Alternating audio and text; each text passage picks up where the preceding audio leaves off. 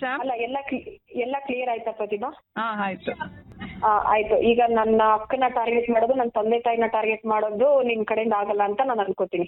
ನಾನು ಆಗ್ಲೇ ಅಲ್ಲೇ ಕ್ಲಿಯರ್ ಆಗಿ ಹೇಳ್ಬಿಟ್ಟಿದೀನಿ, ಇನ್ನು ನಿನ್ ತಂಟೆಗೆ ನಾನು ಬರಲ್ಲ, 30ನೇ ತಾರೀಕು ಹತ್ರ ಬಂದ್ರೆ ಒಂದು ಮೆಸೇಜ್ ಹಾಕ್ತೀನಿ ಅಷ್ಟೇ. ಅದೇ ನೆಕ್ಸ್ಟ್ ಮಂತ್ ಇಂದ ಅಂತಾನು ಮೆನ್ಷನ್ ಮಾಡಿದೀನಿ. ಅಷ್ಟೊಳಗೆ ನೀನು ನಮ್ಮ ಅಕ್ಕನ ನಂಬರ್ ನಿನ್ಗೆ ಯಾರು ಕೊಟ್ಟವ್ರೆ ಅನ್ನೋದು ನನ್ಗೆ ಗೊತ್ತು, ನೀನು ಏನ್ ಟಾರ್ಗೆಟ್ ಮೆಸೇಜ್ ಮಾಡಿದ್ಯಾ ಅನ್ನೋದು ಎಲ್ಲ ನನ್ಗೆ ಗೊತ್ತು. ಸಮಯ ಸಂದರ್ಭ ಬರ್ಲಿ, ಟೈಮು, ಅದಕ್ಕೆಲ್ಲದಕ್ಕೂ ಉತ್ತರ ಕೊಡ್ತೀನಿ ಆಯ್ತಾ. ಈಗ ನಿನ್ ಕಡೆಯಿಂದ ನನ್ಗೆ ಗೊತ್ತಾಗುತ್ತೆ ನೀನ್ ಯಾರ್ಯಾರು ಮೆಸೇಜ್ ಮಾಡಿ ಅವ್ನ್ ಗೊತ್ತಾ ಇವ್ನ್ ಗೊತ್ತಾ ಅಂತ ಎಲ್ಲರಿಗೂ ಕೇಳಿದೆಯಲ್ಲ ಮೆಸೇಜ್ ಮಾಡಿ ವಿತ್ ಸ್ಕ್ರೀನ್ ಶಾಟ್ಗಳಿದಾವೆ ಅವೆಲ್ಲ ನನ್ನ ಹತ್ರ ಆಯ್ತಾ. ಕಾಲು ಎಳಿಯೋರೊಬ್ರು ಇತ್ತು ಅಂದ್ರೆ ಹಿಡಿಯೋರು 100 ಜನ ಇರ್ತಾರೆ, ಕೈ ಎತ್ತಿ ಆಯ್ತಾ. ನೀನ್ ಮಾಡಿಲ್ದಿರೋದು ನಿನಗೆ ಶಾಕ್ ಆಗ್ಬೇಕು, ನೀನ್ ಏನೇನ್ ಮಾಡಿದ್ದೆ, ಎಷ್ಟೆಷ್ಟು ಮಾಡಿದ್ದೆ, ಎಲ್ಲೆಲ್ಲಿ ಏನೇನ್ ಮಾಡಿದ್ಯಾ ಅಂತ ಅಂದ್ಬಿಟ್ಟು ಆಯ್ತಾ. ಎಲ್ಲದಕ್ಕೂ ಟೈಮ್ ಬಂದಾಗ ಹೇಳ್ತೀನಿ. ನೀನು ಟಾರ್ಗೆಟ್ ಕಾರುಣಿನ್ ಮಾಡಿದ್ರೆ, ಕಾರುಣಿನ್ ಟಾರ್ಚರ್ ಕೊಟ್ರೆ ಏನಾಗುತ್ತೆ, ಕಾರುಣಿಂಗ್ ಏನ್ ಮಾಡಿದ್ರೆ ಇವಳು ಟಾರ್ಚರ್ ಕೊಟ್ಟಾಗ ಇವಳು ನನಗೆ ಟ್ರಿಗರ್ ಆಗ್ತಾಳ, ಅವಾಗ ಅವಳು ಟ್ರಿಗರ್ ಆದ್ರೆ ಅವಾಗ ನಮ್ಮ ಟ್ರಿಗರು. ಇವೆಲ್ಲ ನೀನ್ ಟಾರ್ಗೆಟ್ ಪ್ಲಾನ್ ಮಾಡಿದ್ಯಾ ಆಯ್ತಾ. ಯಾವ್ದು ಸ್ಕ್ರೀನ್ ಶಾಟ್ ಇಟ್ಕೊಳ್ಳಿಲ್ಲ, ನೋಡ್ಬಿಟ್ಟು ಸುಮ್ನಾಗೋದೆ ನಾನು ಅದನ್ನೆಲ್ಲಾನು ಆಯ್ತಾ. ಸಮಯ ಬಂದಾಗ ಎಲ್ಲ ತೆಗೆಸಿಸ್ತೀನಿ ಅದನ್ನ ಎಲ್ಲಾರ ನಂಬರ್ ಇಂದಾನು ಆಯ್ತಾನು.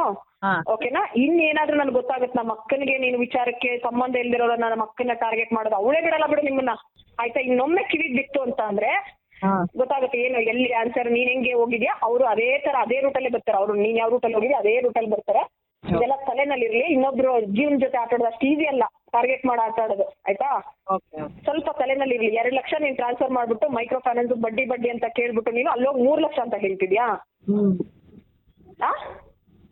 ಆಯ್ತು ಅಷ್ಟೇನಾ.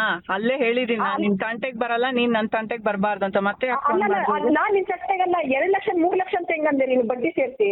ಇಲ್ಲ ಅಂದ್ರೆ ನಾನ್ ಕಟ್ಟಿಲ್ವಾ 6,000 ತಿಂಗಳು.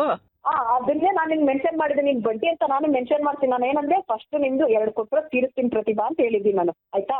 ಇವಾಗ ಏನು ನೀನ್ ಹೇಳಿರೋದು ನೆಕ್ಸ್ಟ್ ಮಂತ್ 30th ಇಂದ ತಾನೆ. ನಾನ್ ನಿನ್ನ ಹೆಸರು ಎಲ್ಲೂ ತೆಗಿಯಲ್ಲ, ನೀನ್ ನನ್ನ ಹೆಸರು ತೆಗಿಬೇಡ. ನಾನ್ ನಿನ್ ತಂಟೆಗೆ ಬರಲ್ಲ, ನೀನ್ ನನ್ನ ತಂಟೆಗೆ ಬರಬೇಡ ಅಷ್ಟೇ.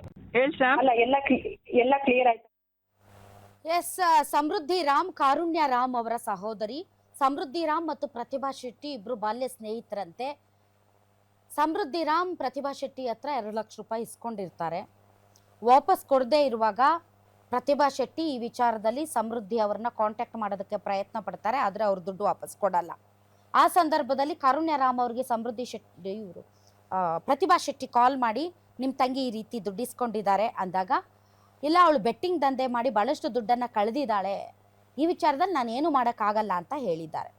ಅದಾದ ಮೇಲೆ ಪ್ರತಿಭಾ ಶೆಟ್ಟಿ ಹೋಗಿ ಮೇ 2025ರಲ್ಲಿ ಇಬ್ಬರು ಸಹೋದರಿಯರ ವಿರುದ್ಧ ಪೊಲೀಸ್ ಸ್ಟೇಷನಲ್ಲಿ ಕಂಪ್ಲೇಂಟ್ ಕೊಡ್ತಾರೆ. ಕಂಪ್ಲೇಂಟ್ ಕೊಟ್ಟ ಆದ ಮೇಲೆ ಪೊಲೀಸರ ಸಮ್ಮುಖದಲ್ಲಿ ಇವರಿಬ್ಬರ ನಡುವೆ ಸಂಧಾನ ನಡೆಯುತ್ತೆ. ಆವಾಗ ಸಮೃದ್ಧಿ ತಿಂಗಳಿಗೆ 20 ಸಾವಿರದಂತೆ ನಾನು ಕೊಟ್ಟು ನಿನ್ನ ಒಂದು ಹಣನ ಚುಕ್ತಾ ಮಾಡ್ತೀನಿ ಅಂತ ಹೇಳ್ತಾರೆ. ಹೇಳಿದ ಮೇಲೂ ಕೂಡ ಒಂದು ಸರಿ ಮಾತ್ರ 20 ಸಾವಿರ ಹಾಕ್ತಾರೆ, ಆಮೇಲೆ ದುಡ್ಡನ್ನು ಕೊಡೋದಿಲ್ಲ. ಕೊಡದೇ ಇರುವಾಗ ಮತ್ತೆ ಕಾಲ್ ಮಾಡಿ ಕಾರುಣ್ಯ ರಾಮ್ ಅವರನ್ನ ಕೇಳಿದ್ದಕ್ಕೆ ಸಮೃದ್ಧಿ ಸಿಟ್ಟಾಗ್ತಾರೆ. ಸಿಟ್ಟಾಗಿ ಮತ್ತೆ ಪ್ರತಿಭಾ ಶೆಟ್ಟಿಗೆ ಕಾಲ್ ಮಾಡ್ತಾರೆ. ಮಾತುಕತೆ ಎಲ್ಲ ಆಗಿದೆ, ಯಾಕೆ ನನ್ನ ಅಕ್ಕನಿಗೆ ನೀನು ಟಾರ್ಚರ್ ಕೊಡ್ತಾ ಇದೀಯಾ, ಅವಳು ಗೊತ್ತಲ್ಲ ನಿನಗೆ ಅವಳಿಗೆ ಎಷ್ಟು ಇನ್ಫ್ಲೂಯೆನ್ಸ್ ಇದೆ ಅಂತ, ನೀನು ರಾಂಗ್ ರೂಟಲ್ಲಿ ಹೋದರೆ ನಮ್ಮ ಅಕ್ಕನೂ ರಾಂಗ್ ರೂಟಲ್ಲಿ ಹೋಗಬೇಕಾಗತ್ತೆ ಅಂತ ರಾಂಗ್ ಆಗಿ ಮಾತಾಡ್ತಾರೆ. ಕಾರುಣ್ಯ ರಾಮ್ ಅವರು ಮತ್ತು ಸಮೃದ್ಧಿ ರಾಮ್ ಅವರು ಈ ವಿಚಾರವನ್ನು ತುಂಬ ಈಸಿಯಾಗಿ ಬಗೆಹರಿಸ್ಬೋದಾಗಿತ್ತು ಅಂತ ಅನಿಸುತ್ತೆ. ನೆಗ್ಲೆಕ್ಟ್ ಮಾಡಿ ಇವತ್ತು ಹಾದಿರಂಪ ಬೀದಿರಂಪ ಆಗಿದೆ. ಎಲ್ಲರಿಗೂ ಒಂದು ಕೆಟ್ಟಗಳಿಗೆ ಕೆಟ್ಟ ಸಂದರ್ಭಗಳು ಬರುತ್ತೆ. ಅರಸ ಇದ್ದವನು ಆಳಾಗ್ತಾನೆ, ಆಳ ಇದ್ದವನು ಅರಸ ಆಗ್ತಾನೆ. ಕಷ್ಟ ತೊಂದರೆ ಭಾಳ ಜನರಿಗಿರುತ್ತೆ. ಹೀರೋಯಿನ್ ಆದ ಮಾತ್ರಕ್ಕೆ ಅವರಿಗೆ ಕಷ್ಟಗಳು ಇರಬೇಕು ಅಂತ ಏನಿಲ್ಲ. ಹೀರೋಯಿನ್ ಆದ ಮಾತ್ರಕ್ಕೆ ಪರಿಸ್ಥಿತಿಗಳು ಬದಲಾವಣೆ ಆಗಬಾರ್ದು ಅಂತ ಏನೂ ಇಲ್ಲ. ಎಲ್ಲರಿಗೂ ಕಷ್ಟಗಳು ಇರುತ್ತೆ, ಆದರೆ ಅದನ್ನು ನಿಭಾಯಿಸುವಂತಹ ಶಕ್ತಿ ಕೆಲವರಿಗೆ ಇರುತ್ತೆ, ಕೆಲವರಿಗೆ ಇರೋದಿಲ್ಲ. ಅಂತಹದ್ದೇ ಒಂದು ಸಂದಿಗ್ಧ ಪರಿಸ್ಥಿತಿಯಲ್ಲಿ ಈ ನಟಿ ಮತ್ತು ಅವ್ರ ಫ್ಯಾಮಿಲಿ ಸಿಗಾಕ್ಕೊಂಡಿರಬಹುದು. ಆದರೆ ಅದನ್ನು ಇನ್ನೂ ಬೆಟರ್ ಆಗಿ ಹ್ಯಾಂಡಲ್ ಮಾಡಬಹುದಾಗಿತ್ತು ಅಂತ ಅನ್ನಿಸುತ್ತೆ. ಇನ್ನೊಬ್ಬರ ಅಸಹಾಯಕತೆಯನ್ನು ಮುಂದಿಟ್ಟುಕೊಂಡು ಆ ಅಸಹಾಯಕತೆಯನ್ನು ನೋಡಿ ನಗೋದು, ಹೀಯಾಳಿಸೋದು ಅದು ಮನುಷ್ಯತ್ವ ಅಲ್ಲ. ಎಲ್ಲರಿಗೂ ಕಷ್ಟಗಳೇ ಇರುತ್ತೆ. ಆ ಅಸಹಾಯಕತೆಯನ್ನು ಇಟ್ಕೊಂಡು ಬ್ಲ್ಯಾಕ್ ಮೇಲ್ ಮಾಡೋದು ಕೂಡ ತುಂಬ ದೊಡ್ಡ ತಪ್ಪು. ಈ ಮಧ್ಯೆ ಈ ಬಗ್ಗೆ ಇನ್ನಷ್ಟು ಹೆಚ್ಚಿನ ಡೀಟೇಲ್ಸ್ ಕೊಡ್ತಾರೆ ನನ್ನ ಕಲೀಗ್ ಅಜಯ್. ಈಗ ಈ ಪ್ರಕರಣ ಎಲ್ಲಿಗೆ ಬಂದು ನಿಂತಿದೆ, ಟೋಟಲಿ ಎಷ್ಟು ಕಂಪ್ಲೇಂಟ್ ಈ ವಿಚಾರದಲ್ಲಿ ದಾಖಲಾಗಿದ್ದಾವೆ, ಎಷ್ಟು ದೂರು ದಾಖಲಾಗಿದ್ದಾವೆ ಕಾರುಣ್ಯರಾಮ್ ಮತ್ತು ಅವರ ಸಹೋದರಿಯ ಮೇಲೆ? ಪ್ರತಿಭಾ ಶೆಟ್ಟಿ ದಾಖಲಿಸಿರುವ ಒಂದೇ ದೂರ ಅಥವಾ ಬೇರೆ ಬೇರೆ ದೂರುಗಳಿದಾವ? ಸದಾ ಮ್ಯಾಮ್ ಖಂಡಿತ. ಅಂದ್ರೆ ಸ್ಯಾಂಡಲ್ವುಡ್ ನಟಿಯಾಗಿರುವಂತಹ ಕಾರುಣ್ಯ ರಾಮ್ ಅವರ ತಂಗಿ ಸಮೃದ್ಧಿ ಏನಿದ್ರೆ ಅವರ ವಿರುದ್ಧವಾಗಿ ಇದೀಗ 2 NCR ಕೂಡ ದಾಖಲಾಗಿರುವಂತದ್ದು. ಅಂದ್ರೆ ಇಲ್ಲಿ ಸಮೃದ್ಧಿ ಅವರ ಸ್ನೇಹಿತೆ ಏನಿದ್ದಾರೆ ಪ್ರತಿಭಾ ಅವರು ಕೂಡ ಒಂದು ಬೆಂಗಳೂರಿನ RR ನಗರ ಅಂದ್ರೆ ರಾಜರಾಜೇಶ್ವರಿ ನಗರ ಪೊಲೀಸ್ ಠಾಣೆಯಲ್ಲಿ ಕಳೆದ 2025 ಮೇ ತಿಂಗಳಲ್ಲಿ ಒಂದು NCR ಅನ್ನು ಕೂಡ ದಾಖಲಿಸ್ತಾರೆ. NCR ಅಲ್ಲಿ ಸ್ಪಷ್ಟವಾಗಿ ಉಲ್ಲೇಖ ಇದೆ. ಅಂದ್ರೆ ಯಾವಾಗ 2023ರಲ್ಲಿ ಕೆಲವೊಂದಷ್ಟು ನಾನು ಸ್ಟುಡಿಯೋಗಳನ್ನ ಓಪನ್ ಮಾಡಬೇಕು, ಕೆಲವೊಂದಷ್ಟು ಬಿಸ್ನೆಸ್ ಅನ್ನ ಮಾಡ್ತಾ ಇದ್ದೀನಿ, ಹೀಗಾಗಿ ಸ್ನೇಹಿತೆ ಆಗಿರುವಂತಹ ಪ್ರತಿಭಾ ಅವರ ಬಳಿ ಸಮೃದ್ಧಿ ಸಾಕಷ್ಟು ಹಣದ ಸಹಾಯನ ಕೇಳಿರ್ತಾರೆ. ಹೀಗಾಗಿ ಆ ಒಂದು ಸಂದರ್ಭದಲ್ಲಿ ಸ್ನೇಹಿತೆ ಕೇಳ್ತಾ ಇದ್ದಾಳೆ, ಕಷ್ಟದಲ್ಲಿ ಇದ್ದಾಳೆ ಅಂತ ಹೇಳಿ ನೇರವಾಗಿ ಅವರು ಕೂಡ ಕೆಲವೊಂದಷ್ಟು ಅಕೌಂಟ್ ಥ್ರೂ ಅಂದ್ರೆ 25,000, 30,000, 50,000 ಹೀಗೆ ಹಂತವಾಗಿ ಒಟ್ಟು 2 ಲಕ್ಷ ಹಣವನ್ನ ಕೊಟ್ಟಿರ್ತಾರೆ. ಆ ಒಂದು ಸಂದರ್ಭದಲ್ಲಿ ಕೂಡ ಅವ್ರು ಹೇಳಿರ್ತಾರೆ, ಅಂದ್ರೆ ಬಡ್ಡಿ ರೂಪದಲ್ಲಿ ನಾನು ತೆಗೆದುಕೊಂಡು ಬಂದು ನಿನಗೆ ಕೊಡ್ತಾ ಇದ್ದೀನಿ ಸಮೃದ್ಧಿ, ಯಾವುದೇ ರೀತಿಯಾಗಿ ನನಗೆ ತಿಂಗಳಿಗೆ ಬಡ್ಡಿಯನ್ನ ಕಟ್ಕೊಂಡು ಆದಷ್ಟು ಬೇಗ ಅಸಲನ್ನು ಕೂಡ ತೀರಿಸಬೇಕು ಅಂತ ಹೇಳಿ ಮಾಹಿತಿನೂ ಕೂಡ ಕೊಟ್ಟಿರ್ತಾರೆ. ಆದ್ರೆ ಇಲ್ಲಿ ಸಮೃದ್ಧಿ ಅವರು ಕೇವಲ 2 ತಿಂಗಳು ಅಂದ್ರೆ 10 ಅಂದ್ರೆ 20,000 ಹಣವನ್ನ ಮಾತ್ರ ಕೊಟ್ಟಿರ್ತಾರೆ. ಅದಾದ ನಂತರವಾಗಿ 2.5 ವರ್ಷ ಕಳೆದ್ರು ಕೂಡ ಯಾವುದೇ ರೀತಿಯ ಅಜಯ್ ಈ ವಿಚಾರ ಗೊತ್ತಿದೆ.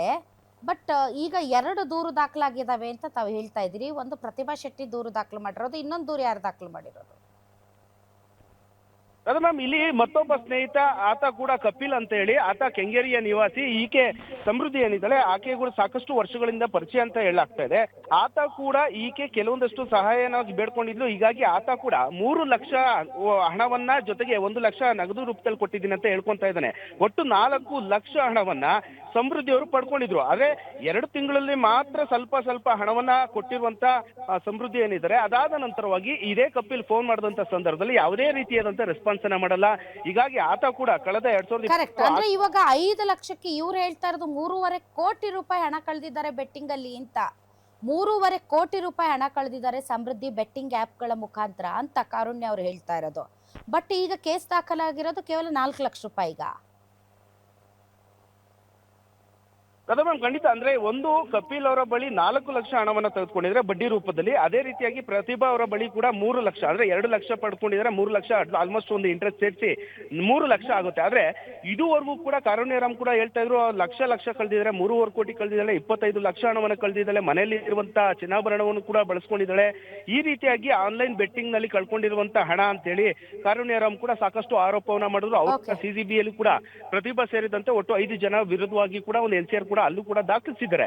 ಆದ್ರೆ ಇಲ್ಲಿ 3.5 ಕೋಟಿ ಅಂತ ಅಂದ್ರೆ ಆಲ್ಮೋಸ್ಟ್ ಇಲ್ಲಿ ಇನ್ನೂ ಬೇರೆ ಸ್ನೇಹಿತರ ಹತ್ರ ಹಲವು ಲಕ್ಷಾಂತರ ರೂಪಾಯಿ ಹಣವನ್ನ ಪಡ್ಕೊಂಡಿದ್ದಾರೆ ಅಂತ ಹೇಳಿ ಮೇಲ್ನೋಟಕ್ಕೆ ಸ್ಪಷ್ಟವಾಗಿ ಗೊತ್ತಾಗ್ತಾ ಇದೆ. ಅಂದ್ರೆ ಇಲ್ಲಿ ಇಬ್ರು ಸ್ನೇಹಿತರು ಅಂದ್ರೆ ಕಪಿಲ್ ಆಗಿರ್ಬಹುದು ಹಾಗೆ ಪ್ರತಿಭಾ ಏನಿದ್ದಾರೆ ಅವರಿಬ್ರು ಕೂಡ NCR ಅನ್ನ ಮಾಡಿಸಿದ್ದಾರೆ. ಇಲ್ಲಿ ಹಣಕಾಸಿನ ವಿಚಾರವಾಗಿ ಪೊಲೀಸ್ನವರು ಕೂಡ ಯಾವುದೇ ರಿಕವರಿಯನ್ನ ಮಾಡುವಾಗಿಲ್ಲ. ಹೀಗಾಗಿ ಅವರು ಕೂಡ ಸೂಚನೆಯನ್ನ ಕೊಟ್ಟಿದ್ರೆ ಕೋರ್ಟ್ ಮೂಲಕವಾಗಿ ನೀವು ಹಣದ ಒಂದು ಸಮಸ್ಯೆನ ಬಗೆಹರಿಸಿಕೊಳ್ಳಿ ಅಂತ ಹೇಳಿ ಪೊಲೀಸ್ನವರು ಕೂಡ ಸೂಚನೆಯನ್ನ ಕೊಟ್ಟಿದ್ದಾರೆ. ಇದಾಗ ಬಳಿಕವಾಗಿ ಈಗ ಮತ್ತಷ್ಟು ಜನ ಈ ಸಮೃದ್ಧಿಯ ವಿರುದ್ಧವಾಗಿ ಕಂಪ್ಲೇಂಟ್ ಕೊಡುವಂತ ಸಾಧ್ಯತೆ ಇದೆ. ಯಾಕಂದ್ರೆ ಹಲವು ಸ್ನೇಹಿತರು ಇದೇ ರೀತಿಯಾಗಿ 5 ಲಕ್ಷ 10 ಲಕ್ಷ ಹೀಗೆ ಒಬ್ಬೊಬ್ಬರ ಹತ್ರ ಒಂದು ಹಣವನ್ನ ಪಡೆದುಕೊಂಡಿರುವಂತ ಮಾಹಿತಿ ಕೂಡ ಸಿಕ್ಕಿರೋದ್ರಿಂದಾಗಿ ಈಗ 2 NCR ದಾಖಲಾಗಿದೆ. ಮುಂದಿನ ದಿನಗಳಲ್ಲಿ ಅವರ ಸ್ನೇಹಿತರು ಯಾರ್ಯಾರು ಬಳಿ ಇವರು ಸಮೃದ್ಧಿ ಹಣವನ್ನ ಪಡ್ಕೊಂಡಿದ್ರು ಅವರು ಕೂಡ ದೂರನ್ನ ದಾಖಲಿಸುವಂತ ಸಾಧ್ಯತೆ ಕೂಡ ಹೆಚ್ಚಾಗಿರುವಂತದ್ದು. Radha ma'am, thank you Ajay ನಿಮ್ಮ ಈ ಎಲ್ಲ ಮಾಹಿತಿಗಾಗಿ. ನೋಡಿ, ಬೆಟ್ಟಿಂಗ್ ಆ್ಯಪ್ಗಳು ಯಾವ ರೀತಿ ಆ ಹೀರೋಯಿನ್ಸ್ಗಳನ್ನು ಬಿಟ್ಟಿಲ್ಲ ಅಂತ. ಒಂದು ಸಲ ನೀವು ಅದರ ಹಿಡಿತಕ್ಕೆ ಒಳಗಾದರೆ ಸ್ಟಾರ್ಟಿಂಗಲ್ಲಿ ನಿಮಗೆ ದುಡ್ಡನ್ನು ಪುಷ್ ಮಾಡ್ತಾರೆ. ದುಡ್ಡು ಬರ್ತಾ ಇದೆ ಅನ್ನುವಂಥ ಆಸೆಗೆ ಹೆಚ್ಚು ದುಡ್ಡನ್ನು ಅದರಲ್ಲಿ ತೊಡಗಿಸ್ಕೋತಾರೆ.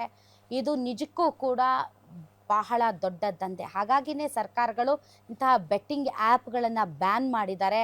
ಎಷ್ಟೇ ಬ್ಯಾನ್ ಮಾಡಿದರೂ ಆಫ್ಶೋರ್ ವೆಬ್ಸೈಟ್ಗಳಿಂದ ಈ ಬೆಟ್ಟಿಂಗ್ ಆ್ಯಪ್ಗಳು ಪ್ರಮೋಟ್ ಆಗ್ತಾನೇ ಇವೆ. ಮೊಬೈಲ್ ತೆಗೆದ್ರೆ ನೀವು ಯಾವ ವೆಬ್ಸೈಟ್ ತೆಗೆದ್ರೂ ಕೂಡ ಪಕ್ಕದಲ್ಲಿ ಒಂದು ಗೇಮಿಂಗ್ ಆ್ಯಪ್ ಇದ್ದೇ ಇರುತ್ತೆ. ಕುತೂಹಲಕ್ಕೆ ನೀವು ಜಸ್ಟ್ ಕ್ಲಿಕ್ ಮಾಡಿದರೆ ಸಾಕು, ನೀವು ಈ ದಂಧೆ ಒಳಗಡೆ ನಿಮ್ಗೆ ಗೊತ್ತಿಲ್ಲದಿರೋ ಹಾಗೇ ಬಿದ್ದು ಬಿಡ್ತೀರಾ. ಅಂತಹ ಬೆಟ್ಟಿಂಗ್ ಆ್ಯಪ್ಗಳಿಗೆ ಬಲಿಯಾಗೋದು ಕೇವಲ ಗಂಡು ಮಕ್ಕಳಷ್ಟೇ ಅಲ್ಲ, ಎಷ್ಟೋ ಜನ ಹೆಣ್ಮಕ್ಳು. ಅದಕ್ಕೆ ಫಿಲಮ್ ಸ್ಟಾರ್ಸ್ ಕೂಡ ಹೊರತಾಗಿಲ್ಲ ಅಂತಂದರೆ ತುಂಬ ಆಶ್ಚರ್ಯ ಆಗುತ್ತೆ. ಆದರೆ ಕಾರುಣ್ಯ ರಾಮ್ ಅವರು ಈ ವಿಚಾರನ ತುಂಬ ಬೆಟರ್ ಆಗಿ ಹ್ಯಾಂಡಲ್ ಮಾಡ್ಬೋದಾಗಿತ್ತು. ಯಾಕೆಂದರೆ ಈಗ ದಾಖಲಾಗಿರೋದು 2 ದೂರು 5 ಲಕ್ಷ ರೂಪಾಯಿಗಳಿಗೆ. ಆ 5 ಲಕ್ಷ ರೂಪಾಯಿಗಳು ಕಾರುಣ್ಯರಾಮ್ಗೆ ತುಂಬ ದೊಡ್ಡದಲ್ಲ. ಆದರೆ ಆ ವಿಚಾರವನ್ನು ಮಾತಾಡಿದಾಗ ಕಾರುಣ್ಯರಾಮ್ ಹೇಳೋದು ಇದು 5 ಲಕ್ಷ ರೂಪಾಯಿದಲ್ಲ, ಇದು 3.5 ಕೋಟಿ ರೂಪಾಯಿದು. ಅಷ್ಟು ಹಣವನ್ನು ನನ್ನ ಸಹೋದರಿ ಕಳೆದಿದ್ದಾಳೆ ಅಂತ